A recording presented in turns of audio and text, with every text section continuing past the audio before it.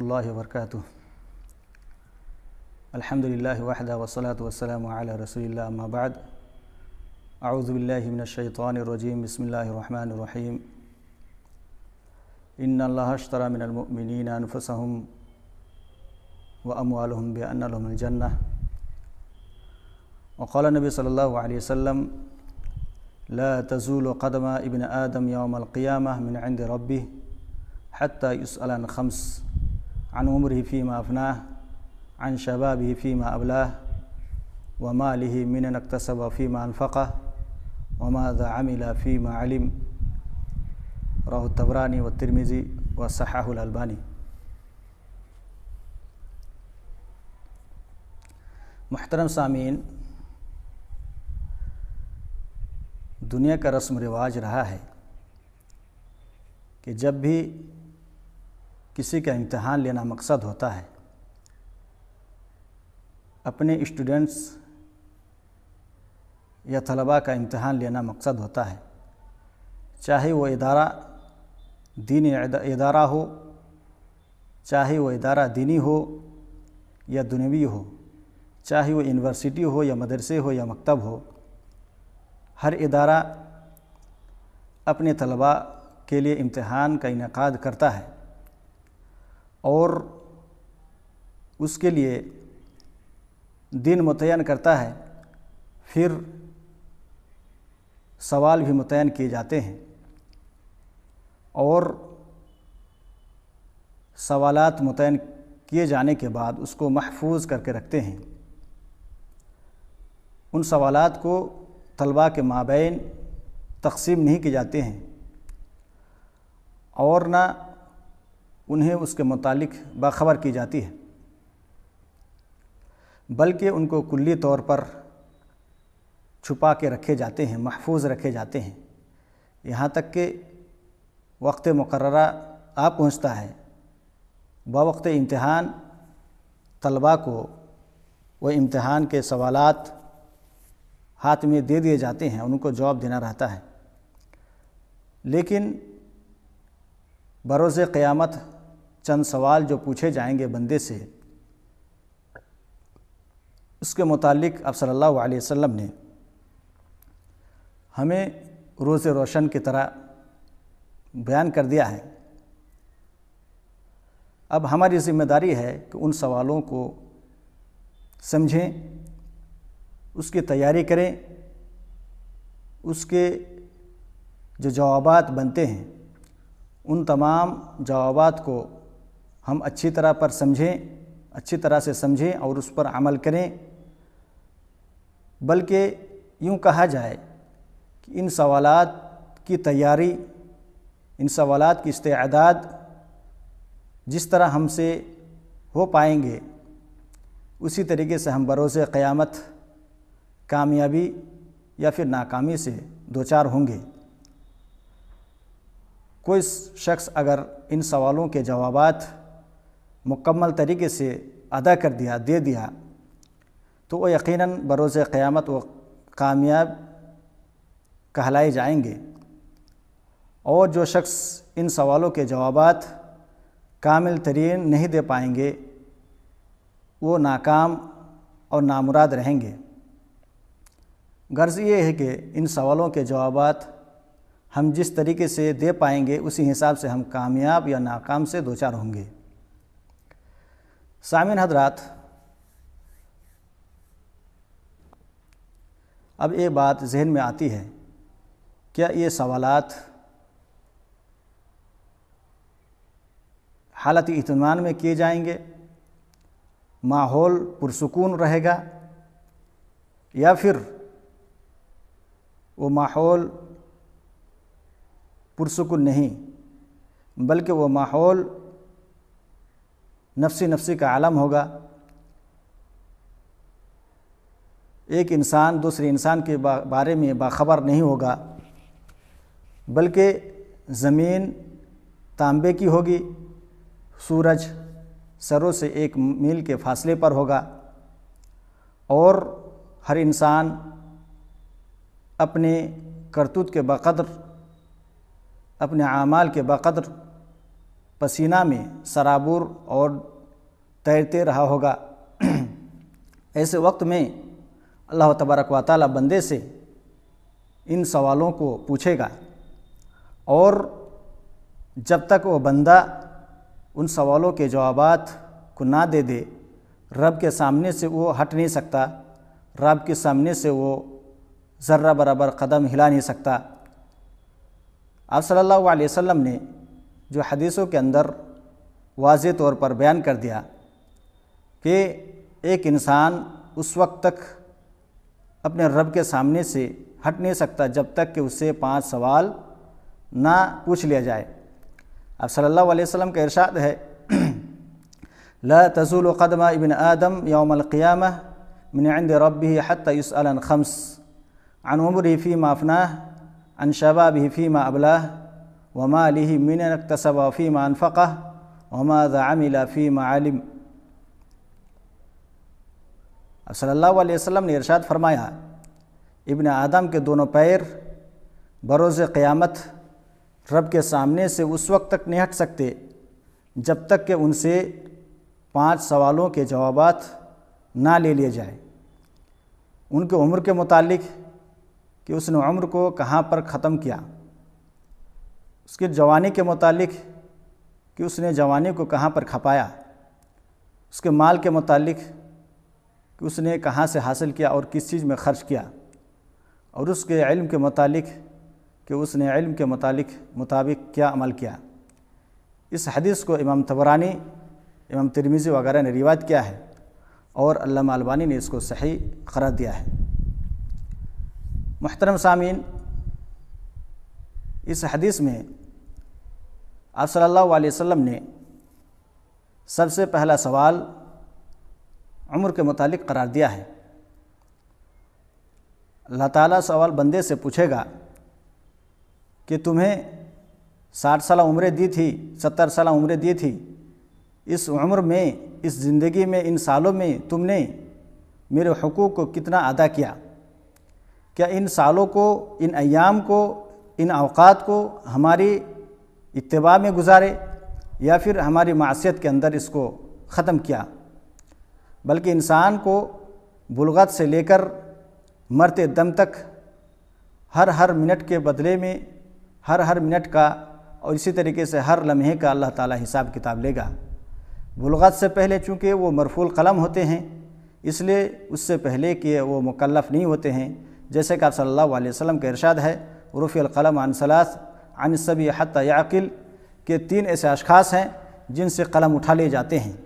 उनमें से एक छोटा बच्चा यहाँ तक कि वो बालिग हो जाए। इसको इमाम अबू दाऊद ने रिवायत किया है, अल्लामा अलबानी इसको सही करार दिया है।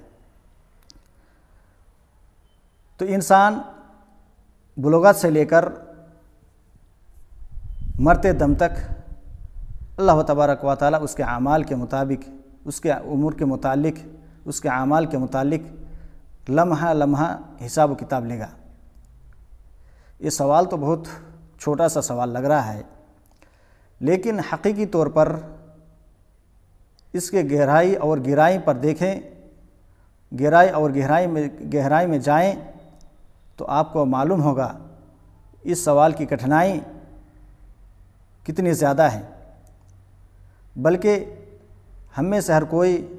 तत्बीक़ी अमल अगर करना चाहें, सिर्फ़ और सिर्फ 24 घंटे के अंदर जो अमाल वो सरअंजाम देते हैं उसको सिर्फ कलमज़द कर लें, एक खाने के अंदर कार खैर को लिखें और दूसरे खाने के अंदर मासियत को लिखें, और फिर वो देखें कि हर मिनट के वो हिसाब कर पा रहा है या नहीं, तो यकीनन इस सवाल की अज़मत, इन सवाल की गहराई और गहराई का पता उससे लग जाएगा। दूसरा सवाल आप सल्लल्लाहु अलैहि वसल्लम ने ये बयान किया, अन शबाबिही फ़ीमा अबलाह, उसके जवानी के मुतालिक पूछा जाएगा कि उसने जवानी को कहाँ पर ख़त्म किया है, कहाँ पर खपाया है। सामिन हज़रात, यहाँ पर गौर करें, उम्र में जवानी का ज़िक्र मौजूद है, या यूँ कह सकते हैं उम्र के अंदर जवानी भी दाखिल है, लेकिन अब सल्लल्लाहु अलैहि वसल्लम ने उम्र को, जवानी को यहाँ पर अलग से क्यों ज़िक्र किया, इसकी वजह क्या है? سامعین حضرات، اس کے بہت سارے وجہ ہیں، اور چونکہ نوجوان جو ہوتے ہیں ان کے خون کے اندر وہ گرمی پن ہوتی ہے، جس کی وجہ سے وہ انسان کسی بھی عمل کو سر انجام دینے پر وہ طاقت رکھتا ہے، چاہے وہ کام شریعت کے مطابق ہو یا شریعت کے مخالفت میں ہو۔ اسی لیے اس کی فضیلتیں آئی ہیں، اور اس گرم خون کو اگر اللہ تبارک و تعالیٰ کی اطاعت میں، دین کے نشر و اشاعت میں، دین کی طرف دفاع کرنے میں، آپ صلی اللہ علیہ وسلم سے دفاع کرنے میں اگر لگائیں تو یقیناً یہ ممدوح کام ہے اور بہت ہی محبوب کام ہے۔ اسی وجہ سے شریعت کے اندر اس کے متعدد فضیلتیں آئی ہیں، جیسا کہ متفق علیہ روایت ہے کہ بروز قیامت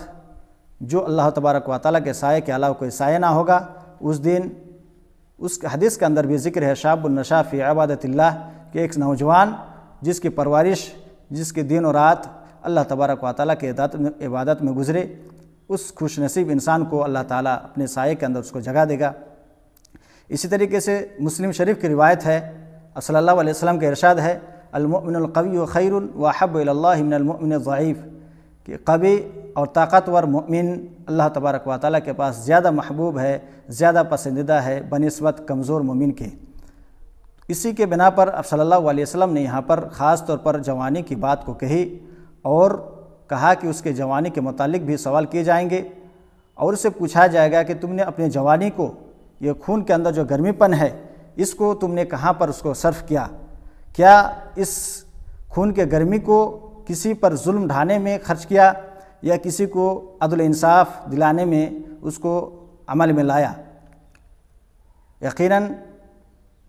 یہ تمام چیزیں جب سوال کیے جائیں گے بروز قیامت، انسان اپنے نفس کے دفاع کے لیے وہ انکار کرنے کی کوشش کرے گا اور جھٹلانے کی کوشش کرے گا، لیکن اللہ تعالیٰ بروز قیامت منہ کو بند کر دے گا، اور ہمارے ہاتھ پیر جو ہیں یہ گواہی دیں گے، جیسے کہ اللہ تعالیٰ کا ارشاد ہے، الیوم نختم علی افواہہم وتکلمنا ایدیہم وتشہد ارجلہم بما کانوا یکسبون، کہ اس دن ہم ان کے منہوں میں، ان کے زبانوں پر مہرے لگا دیں گے، ان کے منہ پر مہرے لگا دیں گے، اور تکلمنا ایدیہم، ان کے ہاتھ ہم سے باتیں کریں گی، اور تشہد ارجلہم، جیسے کہ اللہ تعالیٰ کا ارشاد ہے، الیوم نختم علی افواہہم وتکلمنا ایدیہم وتشہد ارجلہم بما کانوا یکسبون، اس دن ہم ان کے زبانوں پر مہرے لگا دیں گے اور ان کے ہاتھ ہم سے باتیں کریں گی۔ اسی طریقے سے وتشہد ارجلہم، اور ان کے پیر گواہی دیں گے، بما کانوا یکسبون، جس چیز کا وہ لوگ انجام دیتے تھے، جس چیز کو وہ لوگ کرتے تھے۔ تو یقیناً اس دن یہ ہاتھ و پیر جس کی حفاظت کے لیے ہم آج نہ جانے اللہ تعالیٰ کی معصیت کیا کیا کر گزارتے ہیں، یہی چیزیں اس دن ہمارے خلاف گواہی دیں گے، چونکہ یہ جسم جو ہے وہ ہمارے قبضے میں نہیں ہے، بلکہ یہ جسم یقیناً اللہ تبارک و تعالیٰ کے قبضے میں ہے، اور اللہ تبارک و تعالیٰ کی جانب سے یہ امانتاً ہمیں دی گئی ہے، جس سے ہم شریعت کے مطابق ہی اس پر عمل، اس کو خرچ کر سکتے ہیں، اس کو عمل میں لا سکتے ہیں۔ اللہ تعالیٰ کا ارشاد ہے، ان اللہ اشتری من المؤمنین انفسهم واموالهم بان لهم الجنہ، کہ اللہ تعالیٰ نے، یقیناً اللہ تعالیٰ نے مومنوں سے ان کے نفسوں کو، ان کے مال دولت کو جنت کے بدلے میں خرید لیا ہے۔ جب انسان خرید لیے جاتے ہیں تو یقیناً اس کے کارکردگی یا اس کے اپنے مطابق عمل کرنا یا اس کے اپنے مطابق کہیں پر آنا جانا اس کے لیے جائز نہیں رہتا، بلکہ اس کے لیے ضروری ہے کہ وہ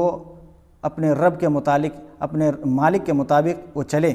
تو اسی طریقے سے اللہ تبارک و تعالیٰ نے ہم سے ہمارے جانوں کو، ہم سے ہمارے مالوں کو خرید لیا ہے۔ اس کا مطلب یہ ہے کہ ہم اپنی مرضی سے اپنے جسموں کو بھی شریعت کے خلاف میں استعمال نہیں کر سکتے ہیں۔ تیسرا سوال جو آپ صلی اللہ علیہ وسلم نے بتایا وہ مال کے متعلق ہے، وَمَالِهِ مِنْ أَيْنَ اكْتَسَبَ وَفِيمَ أَنْفَقَهُ، کہ اس مال کو تم نے کہاں سے حاصل کیا اور کس چیز میں خرچ کیا؟ یقیناً یہ سوال بہت ہی کٹھن سوال ہے، اور اس سوال کے اندر تمام لوگ داخل ہو سکتے ہیں،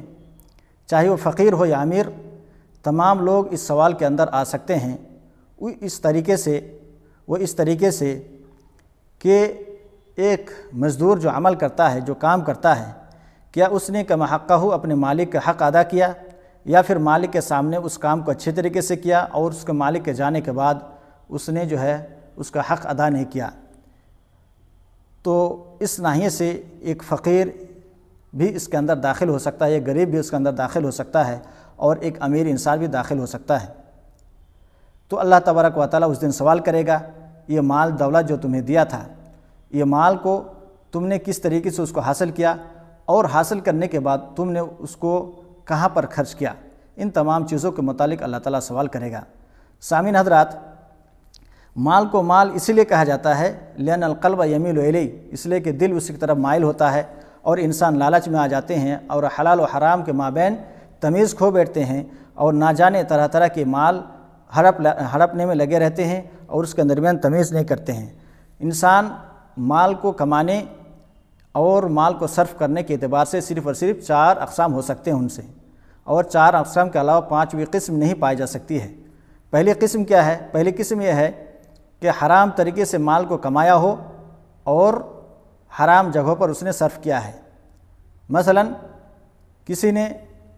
چوری ڈکیتی سے مال حاصل کیا اور اس کو شراب خریدنے میں لگا دیا، تو یقیناً انسان جو ہے ناکام ہے۔ دوسری قسم، حرام طریقے سے مال کو کمایا اور حلال راستے میں خرچ کیا، مثلا چوری ڈکیتی سے مال حاصل کیا اور اس نے حلال طریقے سے مثلا بیوی بچوں کے کپڑے لتے اور اسی طرح کھانے پینے کی چیز کو خرید لیا، تو یقیناً اس نے وہ بھی ہالک ہیں۔ کیوں؟ اس لیے کہ اس نے حرام طریقے سے کمایا، یا الگ بات ہے کہ اس نے حلال طریقے سے حلال جگہوں پر اس نے خرچ کیا۔ تیسری جو شکل ہے، تیسری جو بات ہے، اور یہ ہے کہ اس نے مال کو حلال طریقے سے کمایا اور حرام جگہوں پر اس نے خرچ کیا، مثلا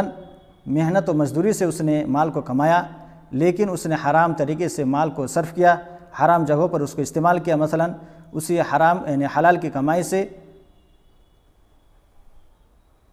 شراب خرید لیا یا ایسی چیزیں خرید لیا جو اللہ تعالیٰ کی معصیت پر منحصر ہے، تو یہ بھی ہالک اور برباد ہیں، کیونکہ اس نے حلال طریقے سے تو کمایا لیکن حرام جگہوں پر اس نے خرچ کیا، جس کی بنا پر وہ ہالک ہے۔ اور جو آخری قسم ہے، چوتھی قسم ہے، وہ ناجے ہے۔ وہ یہ ہے کہ مال کو حلال طریقے سے کمایا اور حلال جگہ پر خرچ کیا، تو یقیناً یہ شخص جو ہے ناجے ہے، کامیاب ہے۔ اور یہ جو آخری قسم ہے، اس کے متعلق آپ صلی اللہ علیہ وسلم نے ارشاد فرمایا، جو مسلم شریف کی روایت ہے، آپ صلی اللہ علیہ وسلم سورہ تکاثر کو پڑھ رہے تھے اور یہ کہا کرتے تھے، یقول ابن آدم مالی مالی قال وهل لك یا ابن آدم من مالک الا ما اکلت فافنیت او لبست فابلیت او تصدقت فامزیت۔ اب صلی اللہ علیہ وسلم سورہ تکاثر کو پڑھتے تھے اور کہا کرتے تھے کہ ابن آدم میرا مال کا گہار لگاتے ہیں، تو کیا ابن آدم تمہارے لیے مال ہے الا کہ تم نے جس کو کھا لیا اور اس کو ختم کر دیا، یا جس کو تم نے پہن لیا اس کو سڑا دیا، یا جس کو تم نے صدقہ کیا اور اس کو باقی رکھا۔ تو یہ جو حلال طریقے سے کمائی ہے اور حلال جگہ پر خرچ ہیں، اس کے گویا کہ یہ 3 اقسام کہہ سکتے ہیں کہ جو ہم نے کھایا اس کو ختم کر دیا، جو ہم نے کپڑے لتے کی شکل میں اس کو پہنا اس کو ختم کر دیا، وہ سڑ گل گیا، اور جس کو ہم نے اللہ تبارک و تعالیٰ کے راستے میں خرچ کیا، فی سبیل اللہ دان کیا، کسی فقیر و مسکین کی مدد کی، اللہ تعالیٰ یقیناً اس کے لیے وہ ذخیرہ اندوز کر دیا، ہمارے لیے آخرت میں وہی کام آئے گا۔ محترم سامعین، اور یہ بھی بات واضح ہو جانی چاہیے، جیسے کہ پہلے بات گزری کہ اللہ تعالیٰ ہم سے مومنون سے اس کے جسم کو اور اس کے مال دولت کو خرید لیا ہے، جنت کے بدلے میں خرید لیا ہے۔ اس کا مطلب یہ ہے کہ ہم اپنے مال کو اپنے منمانی صرف نہیں کر سکتے ہیں، اس کو خرچ نہیں کر سکتے ہیں، بلکہ ہم اسی جگہ پر اس کو خرچ کریں گے جہاں پر اللہ تعالیٰ نے اجازت دی ہے، جہاں پر آپ صلی اللہ علیہ وسلم نے ہمیں خرچ کرنے کی اجازت دی ہے۔ اگر شریعت کے مطابق وہ عمل جائز ہے شریعت کے مطابق وہ عمل مطلوب ہے، یقیناً ہم اس کو خرچ کر سکتے ہیں۔ اگر شریعت کے مطابق وہ عمل نہیں ہے، شریعت کے مخالفت میں وہ عمل ہے، تو یقیناً اس جگہ پر ہمارا خرچ کرنا جائز نہیں ہے، چونکہ وہ عمل جو مال دولت ہے یقیناً وہ ہمارے لیے اللہ تعالیٰ نے ایک نعمت کے شکل میں، امانت کے شکل میں دیا ہے، اور اللہ تعالیٰ بروز قیامت ہم سے اس کا سوال بھی کرے گا۔ آخری جو سوال ہے وہ علم کے متعلق کہ اس نے علم کے مطابق کتنا عمل کیا۔ سامعین حضرات، یقیناً ایک انسان جو عالم ہوتا ہے تو انسان اس کی ذمہ داری جتنی ہوتی ہے، ایک عام انسانوں کی ذمہ داری سے زیادہ اس کی ذمہ داریاں ہوتی ہیں۔ اس لیے اللہ تبارک و تعالیٰ اس سے پوچھے گا کہ علم جو تم نے حاصل کیا اس علم کے مطابق کتنا عمل کیا؟ تم اوامر کو جانتے تھے، ان اوامر کا بجا لایا یا نہیں؟ تم منہیات کو جانتے تھے، کیا اس سے بچا یا نہیں؟ امر بالمعروف و نہی عن المنکر کو جانتے تھے، اس پر عمل کیا یا نہیں؟ یہ تمام سوالات بروز قیامت ایک عالم سے پوچھا جائے گا، اور اس نے اپنے علم کے مطابق کتنا عمل کیا، یہ تمام چیزیں اس سے پوچھے جائیں گے۔ محترم سامعین، اس حدیث سے خلاصہ کے طور پر یہ بات واضح ہوتی ہے کہ ایک بندہ بروز قیامت اس وقت تک رب کے سامنے سے ہٹ نہیں سکتا جب تک کہ اسے 4-5 سوالوں کے جواب نہ لے لے۔ اس کو عمر کے متعلق کہ اس نے عمر کو کہاں پر خرچ کیا، اس کے جوانی کے متعلق کہ اس نے جوانی کو کہاں پر ختم کیا، اس کے مال کے متعلق کہ اس نے مال کو کہاں سے حاصل کیا اور کہاں پر خرچ کیا، اسی طریقے سے جو علم حاصل کیا اس علم کے مطابق اس نے کتنا عمل کیا۔ ایک بات اور یہاں پر ذہن میں رہنی چاہیے، کیا اس سوال سے یہ جو مذکورہ سوالات ہیں، ان تمام سوالات سے کیا کوئی مستثنیٰ بھی ہو سکتے ہیں؟ یقیناً ان سوالات سے چند ایسے اقسام کے لوگ ہیں جو ان سوالات سے مستثنیٰ رہیں گے۔ ان میں سے پہلا قسم انبیاء و صالحین انبیاء ہیں۔ انبیاء اکرام ان سوالات سے محفوظ رہیں گے، ان سے یہ سوالات نہیں کیے جائیں گے، بلکہ ان سے دوسرے سوالات کیے جائیں گے، اور وہ سوال تبلیغ رسالت کے متعلق پوچھا جائے گا۔ کیا تم نے جو ذمہ داری ہم نے تم پر دی تھی، کیا اس ذمہ داری کو ادا کیا یا نہیں؟ یہ لوگوں پر حجت قائم کرنے کے لیے اللہ تبارک و تعالیٰ پوچھے گا، کیونکہ بعض امتی یہ دعویٰ کرے گا کہ نہیں، اللہ تعالیٰ یہ جو نبی ہم پر جو بھیجا تھا، تم نے جو اس کو بھیجا تھا ہم پر، اس نے ہمیں راہ راست کی طرف رہنمائی نہیں کی تھی۔ تو اللہ تعالیٰ جو حجت قائم کرنے کے لیے اللہ تعالیٰ اس سے پوچھے گا۔ دوسری قسم کے لوگ شہداء ہوں گے، جن کے متعلق حدیث کے اندر وارد ہے کہ خون کے اول قطرہ جب زمین سے گرے گا، زمین پر گرنے سے پہلے اللہ تعالیٰ اس کے تمام اگلے پچھلے تمام گناہ کو معاف فرما دے گا۔ تو یہ بھی شہداء بھی ان سوالوں سے مستثنیٰ رہیں گے۔ اسی طریقے سے تیسری قسم کے لوگ جن کے متعلق آپ صلی اللہ علیہ وسلم نے حدیث کے اندر ارشاد فرمایا، کل یدخل الجنت، قال نبی صلی اللہ علیہ وسلم یدخل الجنت من امتی 70,000 بغیر حساب ولا کتاب۔ آپ صلی اللہ علیہ وسلم نے کہا کہ میری امت میں سے 70,000 لوگ بغیر حساب و کتاب کے جنت میں داخل ہوں گے۔ ان کی صفات جو آپ صلی اللہ علیہ وسلم نے فرمایا، ہم لا یسترقون ولا یتطیرون وعلی ربہم یتوکلون، کہ وہ لوگ خوش نصیب وہ لوگ ہیں۔ اور تیسرے قسم کے لوگ جس کے متعلق آپ صلی اللہ علیہ وسلم نے حدیث کے اندر ارشاد فرمایا، جس کو امام بخاری اور مسلم نے روایت کیا ہے، یدخل الجنت من امتی 70,000 بغیر حساب ولا کتاب، ہم الذین لا یسترقون ولا یتطیرون وعلی ربہم یتوکلون۔ اب صلی اللہ علیہ وسلم نے کہا کہ میری امت میں سے 70,000 لوگ بغیر حساب کتاب کے جنت میں داخل ہوں گے، اور وہ لوگ یہ ہیں لا یسترقون، جو رقیہ طلب نہیں کریں گے، دوسرے سے جھاڑ پھونک کا مطالبہ نہیں کریں گے، اور اسی طریقے سے ولا یتطیرون، اور نہ بدفعلی لیں گے، وعلی ربہم یتوکلون، اور اپنے رب پر وہ لوگ بھروسہ کریں گے۔ اور دوسری روایت کے مطابق ہر 1000 کے ساتھ 70,000 لوگ ہوں گے جو بغیر حساب کتاب کے جنت میں داخل ہوگا۔ تو یہ 3 اقسام کے لوگ خوش نصیب ہیں جو ان سوالات سے وہ لوگ محفوظ رہیں گے، ان سوالات ان سے نہیں کیے جائیں گے۔ آخر میں اللہ تبارک و تعالیٰ سے دعا ہے کہ اللہ تعالیٰ ہمیں ان سوالات کے استعداد، ان سوالات کی تیاری کرنے اور ان سوالات کے سوالات کے صحیح جواب دینے کے ہمیں بروز قیامت توفیق عطا فرما۔ آمین۔ وصلی اللہ علی نبینا محمد۔ السلام علیکم ورحمۃ اللہ وبرکاتہ۔